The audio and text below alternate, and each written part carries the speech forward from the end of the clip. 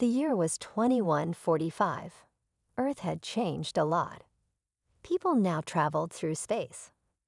Big ships explored faraway planets, searching for new life, new energy, and ancient secrets.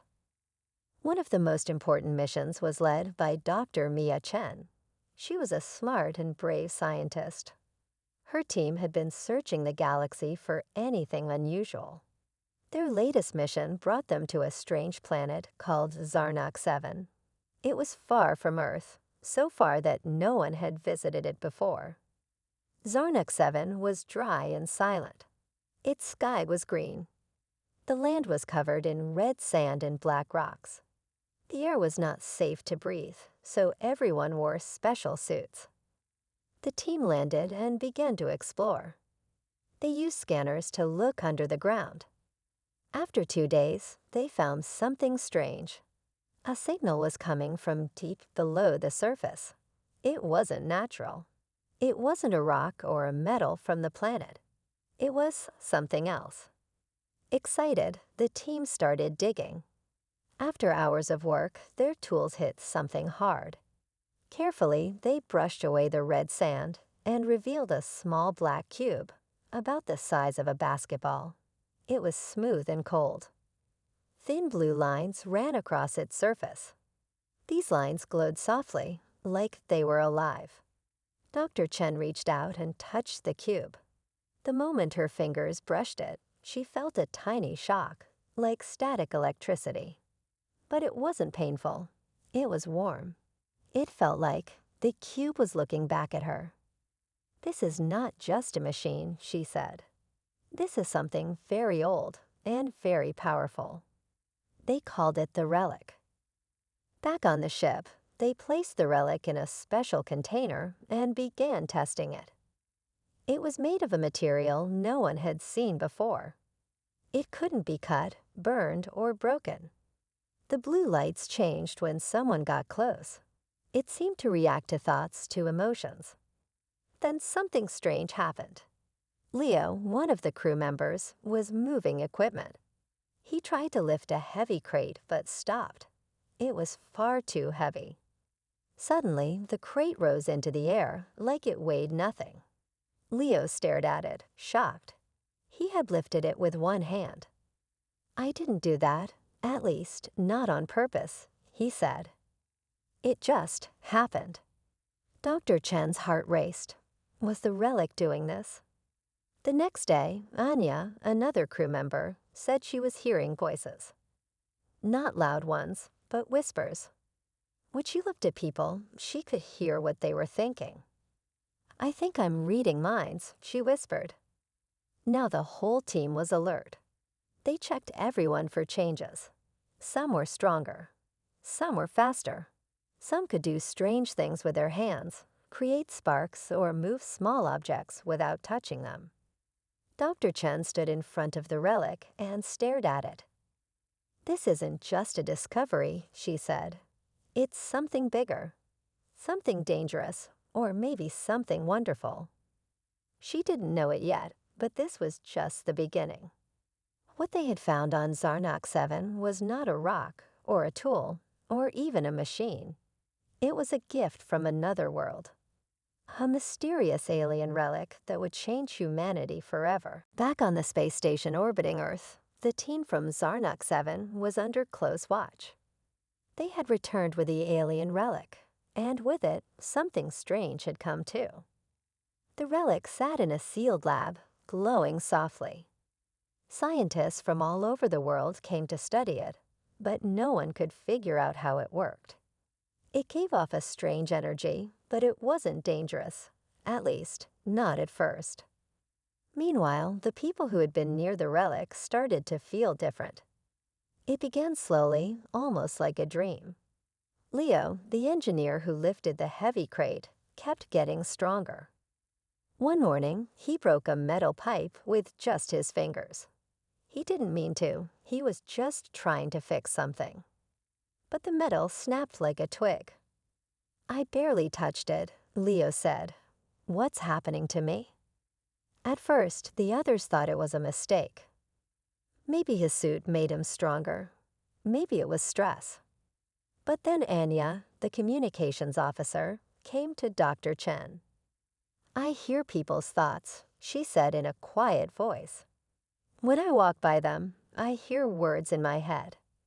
Not my words. Theirs."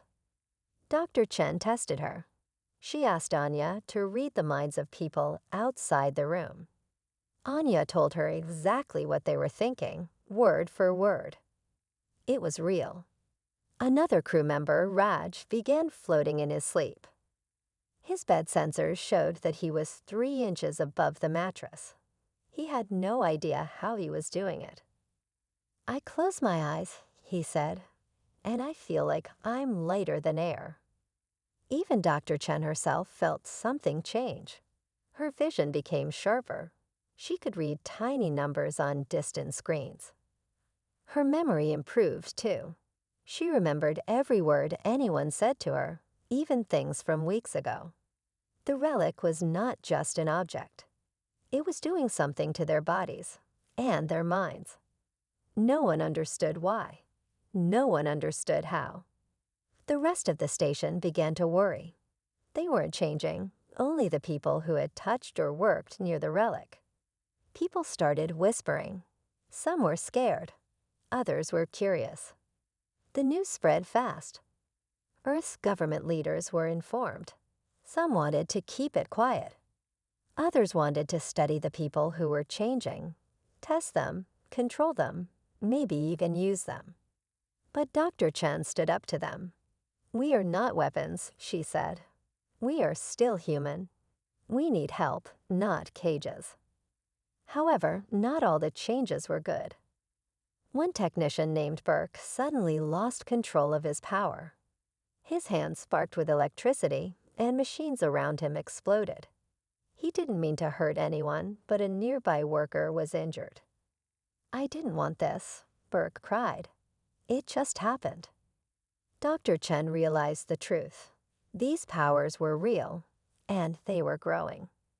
The relic had awakened something inside them, but they didn't know how to control it yet. Back in the lab, the relic pulsed with a stronger light. It was reacting to the people, to their thoughts, their feelings. It almost felt alive. One night, as Dr. Chen stood alone with it, she whispered, "What are you?" The relic's line shifted, glowing brighter for a moment. Dr. Chen shivered. She didn't know if it was answering her or warning her. Something was beginning, something that could change the future of Earth. And it had already started. With them, days passed on the space station, and the relic continued to glow quietly in its sealed lab. By now, everyone on Earth had heard about the discovery. People called it many names: the gift, the curse, the alien box, and even the key to evolution. But no one knew where it came from or why it gave powers to certain people. Dr. Mia Chen couldn't stop thinking about it. Every night she stared at the cube. It was smooth and black, with glowing blue lines that slowly moved like rivers of light. It looked like it had no door, no button, no screen. And yet, it seemed aware of her. She kept asking questions. Why us? Why now? What does it want? Then one evening, everything changed. Mia sat in the lab alone, looking at the relic, when the lights in the room suddenly flickered. A soft hum filled the air. The relic began to glow brighter, then brighter still, until it was shining like a star. She stood up, startled. What's happening? Without warning, the cube opened. Not with a noise or a crack, but silently. The top part slid back smoothly, as if the relic had been waiting. A bright blue light rose out of the center. It floated in the air, swirling like smoke made of stars. Then the light formed into a shape, a tall, elegant being with glowing skin and long arms. It wasn't solid, but a hologram, a message. A deep, calm voice spoke inside the room. It didn't use words from Earth, but somehow Mia understood everything it said. "We are the Xilari. Long ago, we were like you, curious, dreaming, reaching for the stars. The being raised its hand. Around it, images floated in the air. Planets, ships, cities full of light. The Xeleri had once built a powerful civilization. We created the relic to awaken potential, to test those who find it, to see if they are ready. Maya's eyes widened. You gave us these powers. The relic does not give power. It reveals what is already inside. The mind, the heart, the soul, they shape the gift. But beware. The light dims slightly. Power is not a prize. It is a mirror. It shows who you truly are. More images appeared, worlds in flames, battles in the sky, people rising into the air with glowing eyes. Our people were not ready. We misused the relic. We became divided. We lost control. In the end, we vanished. The hologram paused. Now you have found it. The relic has chosen you. What you do next will shape your world. The light faded, and the relic closed silently. Mia stood frozen. 1,000 thoughts ran through her mind. The relic wasn't a weapon. It wasn't alien magic. It was a test, a chance to grow or destroy. It showed people what was already inside them, and made it real. Some would become heroes. Others could become monsters. She called the rest of her team. Leo, Anya, Raj, all of them came running. She told them what she saw, what the relic had said. This changes everything, Anya whispered. We need to warn people. Leo nodded. Or prepare them. Mia placed a hand on the relic, feeling its quiet hum. We have a choice now, she said, to guide this or to let it guide us. Outside the lab, the stars continued to shine. But on Earth, a storm was coming. Because the secret was no longer hidden. And power, true power, had already been awakened. After the relic's message, everything changed. Dr. Mia Chen and her team shared the truth with Earth's leaders. They explained what the relic was and what it had done. They warned that the powers weren't random. They came from within. The relic simply unlocked them. At first, many people didn't believe it. But soon, they couldn't ignore the signs. All across Earth, people who had been near the relic or exposed to its energy were changing. Some could fly. Some could heal. Some could control fire, ice, or even minds. The world had entered a new age, the age of the chosen. At first, things seemed good. The media loved the stories. A man in Paris used super strength to stop a falling building from crushing a crowd. A woman in Brazil healed a child who was dying. A young girl in Kenya ran across a river at lightning speed to bring medicine to a sick village. These people became heroes. The public called them the relic chosen. Governments tried to stay calm, but the truth was, they were nervous. Powers were appearing too fast, in too many places. They couldn't control it. Then the problems began. Not everyone with powers wanted to help others. A man in New York who could control fire lost his temper during an argument. He set an entire apartment building on fire. Dozens were injured. In another city, a woman with mind control powers robbed a bank. The security guards never even lifted a finger. Later, they said they didn't remember a thing. Some people began using their powers to cheat, steal, or hurt others. They weren't evil at first, but the power changed them.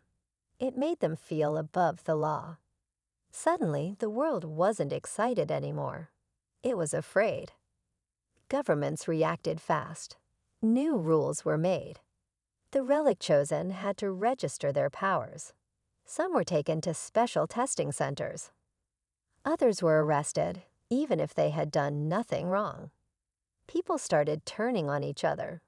Friends and neighbors reported those with powers. She can hear thoughts. He can lift cars. They're dangerous. The fear spread. Dr. Chen and her team were heartbroken. They had wanted to help the world, but now it was falling apart. She met with the others on the space station. "We need to fix this," she said. "We need to teach people how to use their powers the right way." Leo clenched his fists. "They see us as threats. They don't care about doing the right thing. They just want control." Anya agreed. "Still, if we don't guide them, someone else will. Someone dangerous." Dr. Chen knew she was right. The relic had said power was a mirror. It showed who you really were. But not everyone liked what they saw in that mirror. And somewhere, deep in the shadows, someone was watching all of this unfold. A man named Cal, one of the early Relic chosen, was growing stronger. He didn't want peace. He wanted power. He believed the Relic had chosen the strong to rule. He believed the old world had to fall so a new one could rise. He whispered to others like him, calling them to join him. "Humans fear what they don't understand," he said. "Let them fear us. Let them kneel." The world was at a crossroads. One path led to hope, the other to war. And the Relic was silent once again, waiting to see which road humanity would choose. While Dr. Chen and her team tried to guide the Relic chosen, a dark force was growing in secret. His name was Kale. Kale had once been a soldier. He was strong, disciplined, and loyal. But after being exposed to the Relic, something inside him changed. His power was unlike any other. He could control shadows.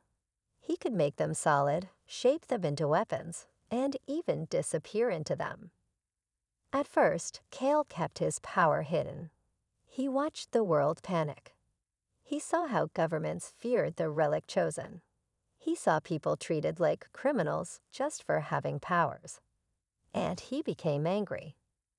"They treat us like monsters," he said to those who would listen. "But we are the future. The Relic chose us." He began to gather others like him, those who had powers and felt rejected, hated, or hunted. They met in secret underground places. They shared their stories, and Kale gave them hope. "No more hiding," he said. "No more begging for permission. We are stronger. We are meant to rule." He called his group the Black Order. They wore dark cloaks and used code names. They trained together, learned to control their powers, and prepared for something big. A new world. Back on the space station, Dr. Chen and her team had no idea how large Kel's following had become. She was focused on a different goal, building a safe place for the Relic chosen who wanted peace. She created a secret school, hidden far in the Arctic. It was called Unity Base. There, people with powers could train, learn control, and understand the true meaning of their gifts. Leo taught strength. Anya helped students with mental abilities. Raj taught focus and balance. It was working until the day everything changed. Kale made his move. The Black Order launched a massive attack on 3 major cities at once. In New York, shadows covered the skies. In Tokyo, buildings froze and shattered. In London, people lost control of their machines. The world had never seen anything like it. They didn't just attack, they sent a message. "We are not your prisoners. We are your future. Kneel or fall." Governments were in shock. No army could stop the Black Order. Traditional weapons had little effect on people who could fly, disappear, or melt steel. That night, Dr. Chen watched the news, heartbroken. Fires burned in the distance. People cried out for help. She gathered her team at Unity Base. "This is what the Relic warned us about," she said. "Power with no guidance. We have to stop Kale. Not with fear. Not with hate. With purpose." Leo slammed his fist into his palm. "Let's fight." Anya nodded. We trained for this. It's time. They sent a message to all Relic chosen across the world who still believed in peace. Join us. Protect the people. This is our fight too. And people answered. From deserts, cities, and islands, heroes rose. They didn't wear capes. They weren't perfect. But they had a choice, and they chose to protect. Two forces were now forming. One led by Kale and his army of anger, pain, and power. The other, led by Dr. Chen, stood for unity, peace, and hope. The final battle was coming, and the Relic, still silent, was watching closely. Because the test was not over yet, the world held its breath. Kale and his Black Order had taken control of several cities. They moved like shadows, fast and unstoppable. Governments tried to fight back, but they were no match for powers that bent the laws of nature. Fear ruled the streets. But in the frozen north, at Unity Base, a different kind of army was rising. One made of hope, courage, and the belief that power could be used for good. Dr. Mia Chen stood before her team. Leo, Anya, Raj, and many others had trained for this moment. They weren't just Relic chosen, they were defenders. This is not just a fight for power, Mia told them.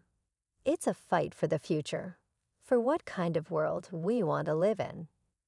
Anya stepped forward, her eyes glowing faintly. We fight for the people, even the ones who fear us. Leo cracked his knuckles. Let's give Cal a reason to be afraid. The team divided into smaller squads and traveled to the cities under attack. Their mission was clear: protect lives, stop the Black Order, and reach Kale before he caused more destruction. The biggest battle happened in New York. Darkness covered the sky like a storm. Buildings were wrapped in shadow. Kale stood on top of a skyscraper, surrounded by his most powerful followers. His voice echoed across the city. You had your chance. You chose fear. Now we choose power. Suddenly, the sky lit up, not from the sun, but from heroes. Leo smashed down from above, landing with a roar. The ground cracked beneath his feet. Raj flew through the air, using his mind to lift cars and protect people. Anya calmed crowds, her voice reaching deep into their thoughts, giving them hope and courage. They fought in the streets, on rooftops, and in the air. Fire met ice. Light battled shadow. The clash of power shook the city. Dr. Chen moved carefully through the chaos. She wasn't the strongest, but her mind was sharp. She found Cal on the roof and climbed toward him, each step heavy with emotion. Kale turned. His eyes were dark and full of rage. You could have ruled with me, he said. We could have made a new world. This isn't power, Maya replied. This is fear pretending to be strength. Kale laughed. Then let's see whose truth wins. He attacked, sending waves of shadow toward her. But Mia held her ground. The relic inside her suit glowed faintly. She had touched it again before the mission, and it had responded. Mia didn't fight with fists. She reached into Kale's mind. Not to control him, but to show him. She showed him the memories of others, the pain he caused, the fear in children's eyes, the destruction he had made. For a moment, Kale hesitated. Then Leo, Raj, and Anya arrived, standing by Mia's side. You're not alone, Mia said. You never were. You just chose the wrong path. Kale looked around. His army was falling. His shadows grew weak. The people he had led were running, afraid now of what they had become. And then slowly, Kale dropped to his knees. The battle was over. Across the world, the fighting stopped. The relic chosen who had followed Kale now saw the truth. Power without control, without kindness, led only to pain. Dr. Chen and her team had done the impossible. They had won not by being stronger, but by being better. The battle was over. Kale had been defeated. His army scattered. The world slowly began to breathe again. But everything had changed. Cities were damaged, people were hurt, and trust had been shaken. The appearance of the alien relic had opened a door that could never be closed. Powers were now a part of life. The world was no longer the same. Yet in the middle of the ruins, hope was growing. Dr. Mia-chan stood on the roof where she had faced Cal. The sun was rising, its golden light spreading over the city like a warm blanket.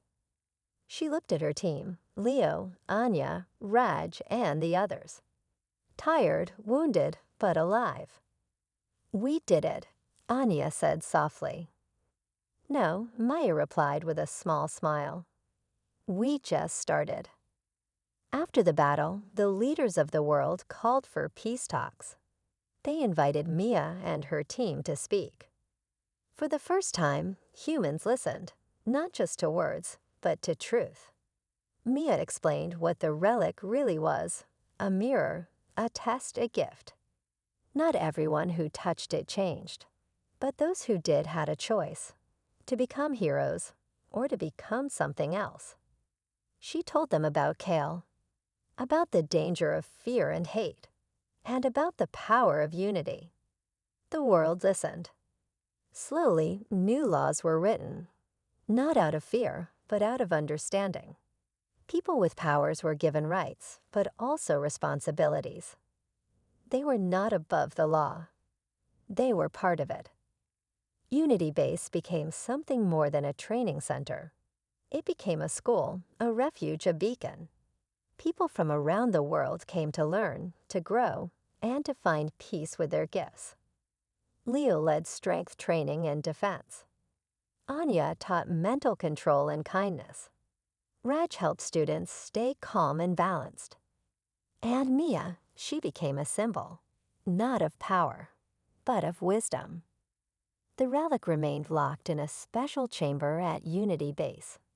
It no longer glowed, no longer moved. It had done its job. It had tested humanity, and for now, humanity had passed. But the team knew the story wasn't over.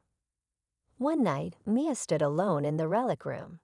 She looked at the cube and spoke softly. "Are there more like you? Are there more tests coming?" The relic did not answer, but deep inside, she felt something. A quiet hum. A reminder that the universe was still full of mysteries. Back on Earth, something beautiful happened. Ordinary people began to see the relic chosen not as monsters, but as protectors, leaders, and neighbors. Some helped rebuild cities with their powers. Others healed the wounded. Some simply listened to those who were afraid. And something else happened too. New relics were found. Not as powerful, not as large, but pieces of the same alien technology. It was clear now the auxiliary had visited many places across the stars. The relic on Zarnak 7 was just one of many. Dr. Chen and her team prepared for the future. "If more relics come," Mia said, "we'll be ready." She looked at her students, the next generation of relic chosen. They'll be ready. A new age had begun, an age where power came with purpose, where strength came with responsibility, and where humanity reached not for war, but for the stars. The relic had tested Earth, and Earth had answered, with courage, with unity, and with hope.